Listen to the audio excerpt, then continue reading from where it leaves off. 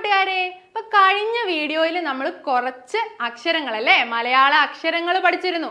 ഏതൊക്കെയാണെന്ന് നിങ്ങൾ ഓർക്കുന്നുണ്ടോ? ഇവിടെ നോക്കിക്കേ, നമ്മൾ ആദ്യം റാ പഠിച്ചല്ലേ. ഏറ്റവും ആദ്യം നമ്മൾ പഠിച്ച അക്ഷരം ഏതായിരുന്നു? റാ പഠിച്ചു. എന്നിട്ട് റാ എന്ന് പറയുന്ന ആ റോട്ടിൽ കൂടെ ദേ വണ്ടി ഓടിച്ചു പോകുന്ന കാര്യമൊക്കെ പറഞ്ഞു. ഇടിപ്പിച്ച് നിർത്തിയപ്പോ അതെന്തായി? രായായി എന്ന് പറഞ്ഞു. വീണ്ടും ദേ നിർത്തിയില്ല, മുന്നോട്ട് പോകുമ്പോ അതെന്തായി? തായായി എന്ന് പറഞ്ഞല്ലേ. ഇങ്ങനെ 3 അക്ഷരങ്ങൾ നമ്മൾ പഠിച്ചിരുന്നു. ഇനി ഇതേ റാ വെച്ച് തന്നെ നമുക്ക് മറ്റൊരു അക്ഷരം കൂടെ നോക്കിയാലോ? ഇതാണ് നമ്മുടെ റാ എന്ന് പറഞ്ഞു. ഓക്കെ, ഇനി നിങ്ങൾ ഇരട്ട കുട്ടികളെയൊക്കെ കണ്ടിട്ടില്ലേ?